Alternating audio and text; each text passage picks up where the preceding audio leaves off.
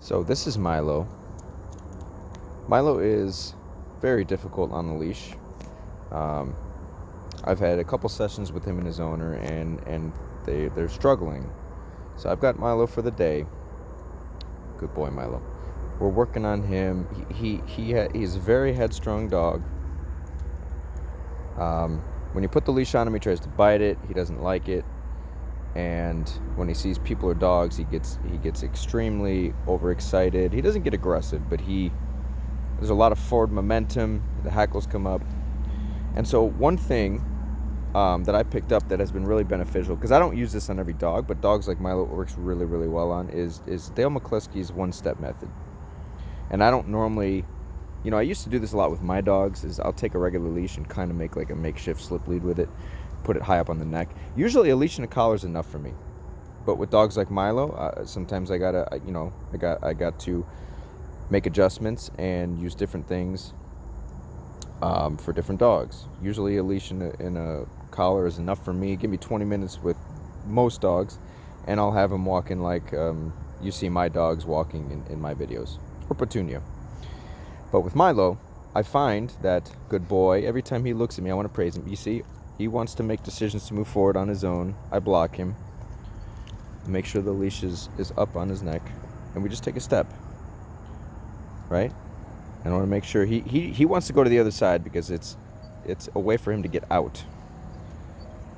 Okay, very good. Very good. Good boy, Milo. Now you hear him whining. He's whining because he wants things his way. He's used to getting his way. The whining is he doesn't like the discipline that I'm applying to the situation. And now you see this? He's becoming fixated on things in the environment. Now, when he does go to advance, I actually use my leg to block. That's one thing I do. I don't know if Dale does it. I have to watch his videos again. But we just take things one step at a time, right?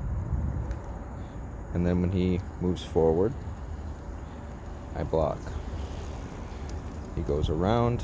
I keep him on one side, because him going around my legs is him basically trying to blow me off and say, "No, I'm going this way." Nope.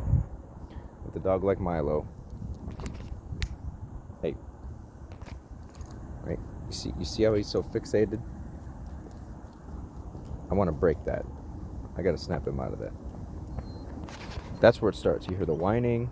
He doesn't like the fact that we're just staying in one spot, and I'm not allowing him to go where he wants to go. See, he wants to move. See, this is what a dog who's used to being in control looks like. Trying to go around, the whining.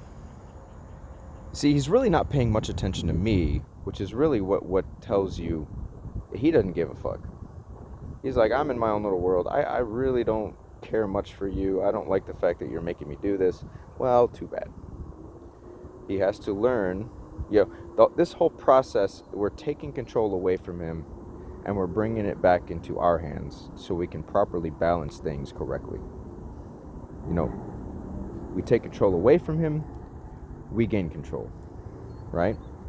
So you hear the whining, he doesn't like it. Take a step. See, and I don't need, if I just apply a little bit of pressure, it should stop him. Now, if he continues to move forward like he is, he's trying to move forward, I block him. So we have to do this over and over and over and over and over again until he finally gives up. But in a good way. We're not shutting down behavior, and we're not teaching learned helplessness. Good boy, Milo. See, I'll reward that. Now he's paying attention to me. You see that? See, this is what he does. He doesn't like it. So I'm gonna have to fight with him over the leash. Right? But just let him know it's not acceptable. And I've noticed that praising him at the right time actually sometimes sends him to do that. So I haven't been doing it as much, because the look he's giving me probably means something else. Maybe it's not the look that I think it is. He might be telling me, it might be more of a challenging look, and when I pet him, I might be actually telling him that I like the challenge, and that's what sends him into the fight. So, in this case, petting him when he looks at me might not be appropriate. See, this is the nuance you get into with, you have to adjust. Not all dogs are going to be the same. You have to adjust to the dog a little bit, right? But we will get him there in the long run. He's a fantastic dog. He just doesn't, he's been allowed to take control for too long. So we just have to do a whole process in many different contexts of taking back that control.